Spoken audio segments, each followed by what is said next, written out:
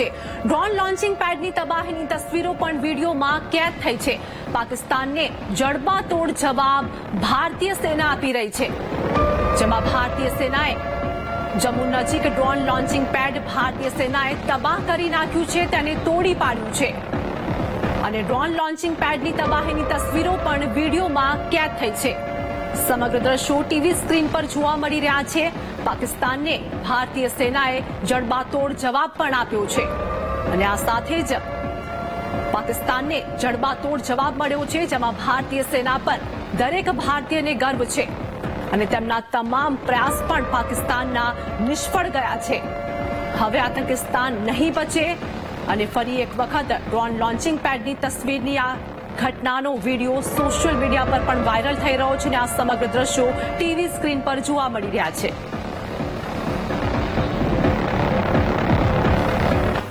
તો પાકિસ્તાન હુમલાને નિષ્ફળ બનાવતી ભારતીય સેના હરિયાણાના સિરસામાં પાકિસ્તાનનો મિસાઇલ પણ હુમલો કર્યો, જેમાં ભારતીય સેનાએ પાકના હુમલાને નિષ્ફળ બનાવ્યો છે. મિસાઇલને આકાશમાં જ તોડી પાડવામાં આવી છે અને સરસ્વતી કોલોની પાસેથી મિસાઇલના ટુકડા પણ મળ્યા છે. પોલીસ અને એરફોર્સની ટીમ પણ ઘટના સ્થળે પહોંચી છે. તો હરિયાણાના સિરસાની વાત કરીએ એટલે કે ભારતીય સેનાએ પાકના હુમલાને નિષ્ફળ બનાવ્યો છે અને ભારતીય સેનાએ હરિયાણાના સિરસામાં પાકનો મિસાઇલ પર હુમલો કર્યો હતો. ભારતીય સેનાએ પાકના હુમલાને નિષ્ફળ બનાવ્યો અને મિસાઇલને આકાશમાં જ તોડી પાડવામાં આવી છે. સરસ્વતી કોલોનીની પાસેથી મિસાઇલના ટુકડા મળ્યા હતા, જેમાં પોલીસ અને એરફોર્સની ટીમ પણ ઘટના સ્થળે પહોંચી હતી. તમામ દ્રશ્યો ટીવી સ્ક્રીન પર જોવા મળી રહ્યા છે. ભારતીય સેનાની કાર્યવાહી પણ જોવા મળી રહી છે.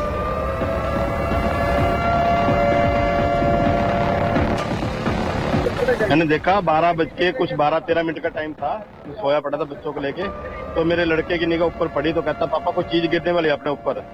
तो मैं उठा एकदम देखा तो ऐसे लगा जैसे अपने ऊपर ही गिर रही है. तो मैंने फटाफट लड़के को उठा के अंदर भागने लगा तो मैं गिर गया, मेरे गोड्डे पे चोट भी आई. तो फिर हम अंदर घबरा गए और मेरी सिस्टर भी थी, घर वाले बच्चे भी थे, गुड़िया भी थी. तो उसके बाद में लाइट चलेगी, हमने एक दो बार थोड़ा ऊपर जाके छत के ऊपर देखा तो कोई चीज थोड़ी सी 6-7 सेकंड के अंदर थोड़ा आगे जाके ब्लास्ट हो गई और बहुत तेज धमाका हुआ. एकदम लाल रंग का गोला था बहुत बड़ा.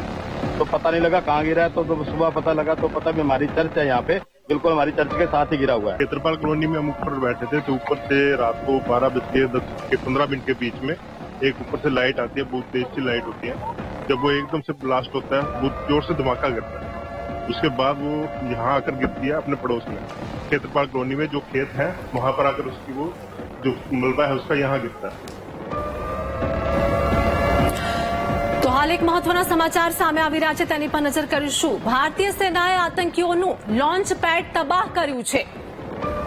તો ભારતીય સેના દ્વારા કાર્યવાહી અને આ સાથે જ સિયાલકોટમાં આતંકીઓનું લોન્ચ પેડ તબાહ કરવામાં આવ્યું છે, જેમાં આતંકીઓના લોન્ચ પેડને ભારતીય સેનાએ તોડી પાડ્યું હતું.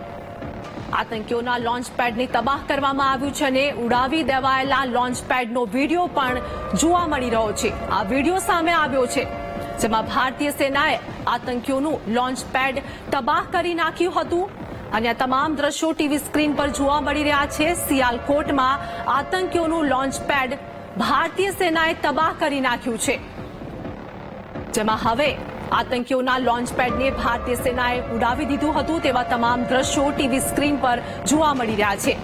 ઉડાવી દેવાયેલા લોન્ચ પેડનો વિડીયો પણ સામે આવ્યો છે, જેમાં ભારતીય સેના દ્વારા કાર્યવાહી અને આ સાથે જ પાકિસ્તાનની અંદરની વાત કરીએ એટલે કે ડર અને ખોફનો માહોલ પણ પાકિસ્તાનમાં જોવા મળી રહ્યો છે.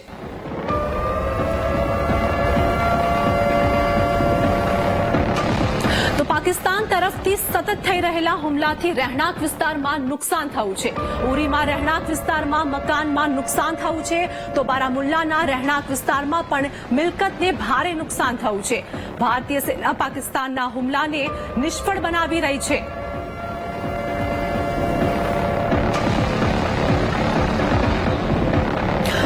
તો વાત કરીએ કે બારામુલ્લાના રહેણાંક મકાનના દ્રશ્યો છે. ભારતીય સેના પાકિસ્તાનના હુમલાને સતત નિષ્ફળ બનાવી રહી છે અને ભારતીય સેના દ્વારા મોટી કાર્યવાહી, જેમાં પાકિસ્તાન તરફથી સતત હુમલાઓ થઈ રહ્યા છે અને તે હુમલાઓને નિષ્ફળ બનાવ્યા છે ભારતીય સેનાએ. ઉરીમાં રહેણાંક વિસ્તારમાં પણ મકાનમાં નુકસાન થયું છે.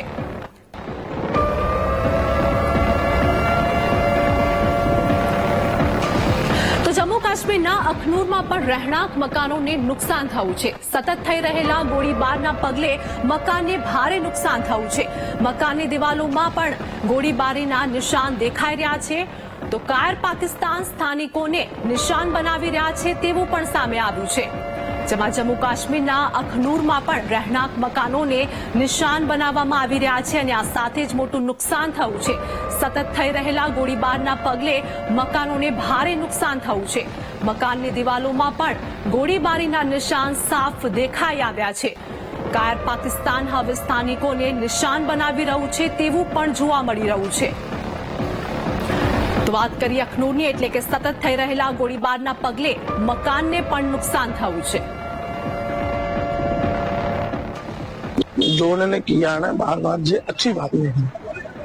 सबसे पहले तो मैं ये कहना चाहता हूँ, जय भारत, इंडियन आर्मी जिंदाबाद. और इंडियन आर्मी के साथ उनकी इतनी हिम्मत नहीं है जो दो हाथ कर सके, जहाँ उनके साथ मुकाबला कर सके. एक कायराना हरकत की है इन्होंने, जो सिविलियन को टारगेट कर रहे हैं.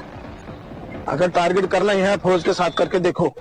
फौज की तो दूर की बात है, कभी सिविलियन के साथ भी लड़के देखे तो हमारे सिविलियन ही उनको छोड़ेंगे नहीं. मगर ये बहुत ही मतलब निंदनीय है जो उन्होंने जो कायराना हरकत की है, सिविलियन के ऊपर टारगेट किया, ये बिल्कुल अच्छा नहीं है. और इनकी जो हरकत है, हमारी इंडिया की जो पब्लिक है बहुत ज्यादा परेशान हो चुकी है, क्योंकि इन्होंने कभी भी कोई अच्छा काम किया नहीं. और जब हमारे वाले फायर करते हैं, इंडियन आर्मी वाले फायर करते हैं, वो क्या करते हैं, सीज फायर का हमारा सीज फायर, जब हम थोड़े चुप होते हैं फिर सीज फायर का ये उल्लंघन कर देते हैं.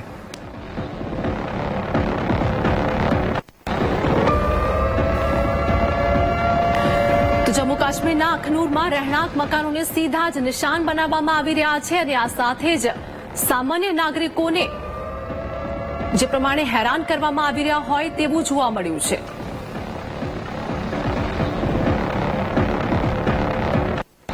તો મહત્વના સમાચાર, ગાંધીનગર ખાતે બેઠક. ગાંધીનગર સ્ટેટ ઇમરજન્સી ઓપરેશન સેન્ટરમાં બેઠક યોજાઈ છે. સીએમ ભૂપેન્દ્ર પટેલની અધ્યક્ષતામાં આ બેઠકનું આયોજન. સરહદી સુરક્ષાની સ્થિતિને લઈને આ બેઠકમાં ચર્ચા કરવામાં આવશે. તો ગાંધીનગર ખાતે બેઠકનું આયોજન. મુખ્ય સચિવ પંકજ જોશી, ડીજીપી વિકાસ સહાય સહિતના અધિકારીઓ પણ આ બેઠકમાં જોડાશે. જેમાં ગાંધીનગરમાં મુખ્યમંત્રી ભૂપેન્દ્ર પટેલની આ બેઠક અને આ બેઠક ચાલુ થઈ ગઈ છે. આ બેઠકમાં ચર્ચા કરવામાં આવશે. ગાંધીનગર સ્ટેટ ઇમરજન્સી ઓપરેશન સેન્ટરમાં બેઠક યોજાય છે. હાલ બેઠક ચાલુ છે. તો સરહદી સુરક્ષાની સ્થિતિને લઈને આ બેઠકમાં મહત્વપૂર્ણ ચર્ચા કરવામાં આવશે.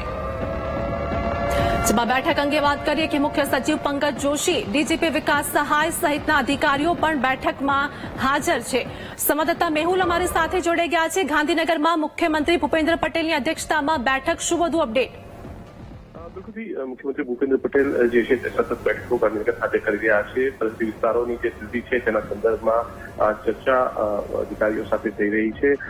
જે સરહદી જિલ્લાના જે કલેક્ટર છે તેમની સાથે પણ આ બાબતે બેઠકમાં તેમને વિડીયો કોન્ફરન્સથી જોડવામાં આવી રહ્યા છે અને તેની સ્થિતિ, સંકલ્પ સહિતની બાબતો ઉપર ચર્ચા કરવામાં આવી છે. ગઈકાલે પણ વહેલી સવારે આ બેઠક મુખ્યમંત્રીએ કરી હતી અને ગઈકાલે મોડી રાતે પણ તેમની આ બેઠક અધિકારીઓ સાથે થઈ હતી. આજે ફરી એકવાર આ બેઠક થઈ રહી છે અને મહત્વપૂર્ણ એટલા માટે છે કારણ કે આજે વહેલી સવારે કચ્છના જે સરહદી વિસ્તારો છે ત્યાં ડ્રોનથી હુમલોનો પ્રયાસ કરવામાં આવ્યો હતો, જેને નિષ્ફળ જે છે તે ભારતીય સેનાએ બતાવ્યું છે અને તમામ જે ડ્રોન છે તે તોડી પાડવામાં આવે છે. ત્યારે જિલ્લાઓની અંદર વધુ સંકલન ઝડપી કઈ રીતે થઈ શકે, તેની સ્થિતિ કયા પ્રકારની છે, સરહદી ગામોની સ્થિતિ કયા પ્રકારની છે, તે તમામ બાબતોને લઈને અધિકારીઓ સાથે બેઠક થઈ રહી છે. ગુજરાતની અંદર મુખ્ય સચિવ પંકજ જોશી, રાજ્ય પોલીસ વડા વિકાસ સહાય સહિતના અધિકારીઓ ઉપસ્થિત છે. બીએસએફ, સેનાના ત્રણેય પાંચના અધિકારીઓ પણ આ બેઠકની અંદર ઉપસ્થિત છે અને સરહદી જિલ્લાના કલેક્ટરો પણ જે છે તેમને વિડીયો કોન્ફરન્સના માધ્યમથી જોડવામાં આવે છે. જી આભાર મેહુલ, માહિતી આપવા બદલ.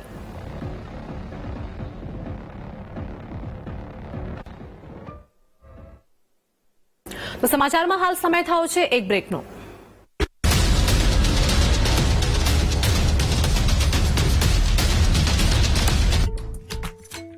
Energy down? તો પસંદ કરો માત્ર સંતૂર લાઈન સોપ. તાજા લેમન્સ, હાઇડ્રેટિંગ એલો અને કૂલિંગ મેન્થોલથી બને ત્વચા અને તમને રિચાર્જ કરે છે.